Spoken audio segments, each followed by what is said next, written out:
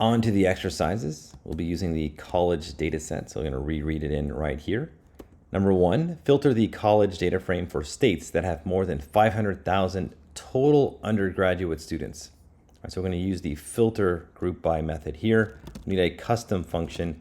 Some lazy, I'm just going to call it func1. It's going to receive a data frame of that group. We need to return a true or false value. So we're going to get the UGDS column of that state. We're going to sum it up and test it against 500,000 like that. All right, so let's go ahead and do this, not df, college, that group by, and we're going to group by state abbreviation and filter using our custom function func1. And can we verify the results? So here is the output.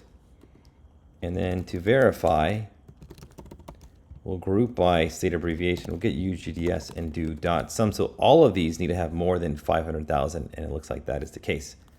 Number 2, filter the college data frame for states that have an average undergraduate population greater than 2,500 and have more than 30 religiously affiliated schools. Okay, again, we need a custom function here. We'll just call it func2. It's going to receive a data frame of that group. So we need UGDS. We need a mean undergraduate population of greater than 2,500, and have more than 30 religiously affiliated schools. So if we sum this column up, this is zeros or ones, this needs to be greater than 30.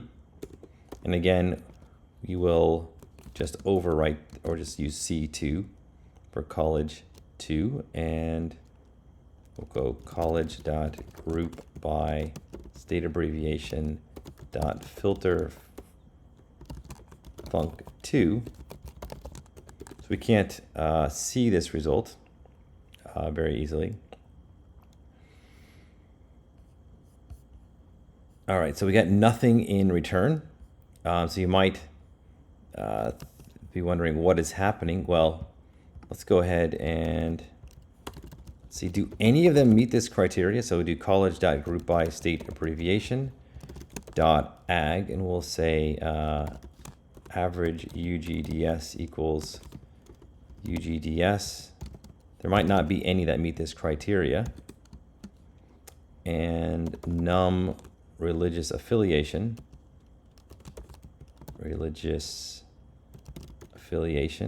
and do dot sum. So here we go. So we can say dot sort values average UGDS. Let's see this. Do any of them have more than 2,500? All right, so there are a few. So let's just do, instead of sort, we'll just query. Let's just do this. So query, or do any of them have, we can do it both ways. Look at average UGDS is greater than 2,500. So that's the criteria. Do any of them have greater than 2,500?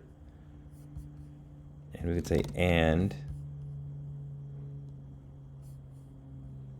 more than 30 religiously affiliated schools.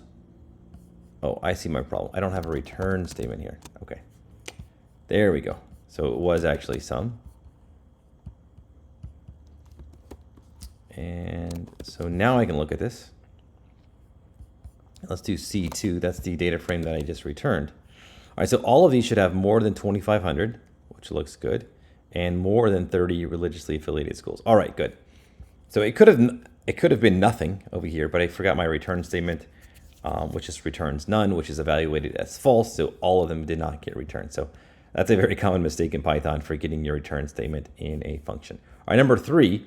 The maximum SAT score for each test is 800. Create a new column in the college data set that shows each school's percentage of the maximum for each SAT score. So this time I'm going to use transform. So here's college, and we'll say func3. We're going to be lazy again. And it's going to retrieve it's going to be a series that's implicitly passed. So we're going to return 800. The percentage. So it's out of 800, S divided by 800. That's all we're trying to do. And we can actually round this and multiply it by 100 in here. So this time let's do a little bit differently. So it's group by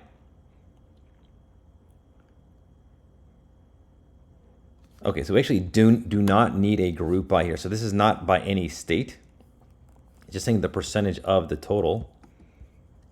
So instead of just S, we'll just say college. We need these two columns, so SAT verbal, SAT math. So just to show you this, so here's the percentage out of 800. We can round that. We can say what, so University of Alabama Birmingham got 71% of the maximum possible total. And then we can create new columns, what it wants us to do. So college, we can say SAT, we'll just use the same names. Over here, we'll change them just a little bit. So we need an outer bracket. And we'll say percent max like this. And then we will look at college like this. So that now we have it there. So we didn't even need the transform method or group by method here. We just, because independent of the group, there are no groups. Our number 4, which uses the City of Houston data set, filter it so that only position titles with an average salary of 100,000 remain. All right. So we're going to group by title this time, and we'll do dot filter. I'm going to show you how to do this with a anonymous function. So sometimes the function is so short, you can actually use an anonymous function. Salary, it's only a one-line function. Take the mean, is it greater than 100,000 or not? That looks good. And then we can just, it says verify the results.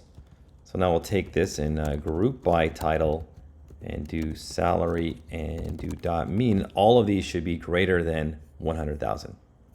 And if you want, you can do dot min on this and see, all right, there it is. All right.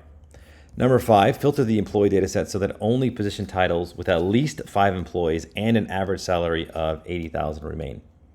Okay, let's go ahead and do that. Group by title dot filter, and we can actually use a anonymous function here. So we want the length at least 5 employees, okay, greater than 5, greater than equal to 5, I guess, and they have an average salary. Dot mean is greater than 80,000. All right, great. All right, so we can verify that with a group by. So we'll just call this DF1 for short now. And we'll group by title, and we'll aggregate the employee. So we'll just say size. Doesn't really matter what we use for size. And we'll say average salary, comma, mean, like that. All right, so there we go. We can just look through here and verify that they're all, actually just take the min of each of them. So the min is 5 and salary greater than 80,000. All right, number 6, add a column to the data frame that contains the median salary based on department, sex, and race. Okay, so this is, now we're going to use a transform method. So now we're going to group by department, sex, race. We're going to choose the salary column and do transform mean, not just mean of that, but we want transform, not df. We're using emp. All right, we're going to add this column over here. So this is the mean salary for the department, sex, and race. Now you can't see, you don't see the grouping, unfortunately, but it will align properly when you do this. So you can say, oh, I asked for median. median salary, department, sex, race. We'll just make it a pretty descriptive one. And let's look at this. So this is the median salary for the department. So police department, male and white. That is the median salary. All right, let's move on to number 7. Add a new column, percent max department sex, to the employee data frame that holds the employee's percentage of the maximum salary for each department and sex. For instance, if a male HPD employee makes $80,000 and the maximum male HPD salary is $120,000, then the value for this employee would be 667. All right, verify this value for the first employee. All right, so this is actually pretty close to what we just did. And now we're going to use this percent max and department and sex. So note, we're going to take our race over here. We're going to get the percentage. We're going to have a new func. We'll call it func7 and call it def func7. It's going to be past the salary column. Just want the percentage of the max. So S divided by S dot max like this. And let's go ahead and look at our data. And there we go. So this is 31% of the maximum. So this person makes 31% of the maximum. And what we can do here to verify is just do dot, we can get the maximum for the police and male. So it's 280,000, right? And then this person's salary was 87,000 over here. And that should be the percentage, so the same one, 31.3%, and that is exactly it. All right, so that is it for the exercises.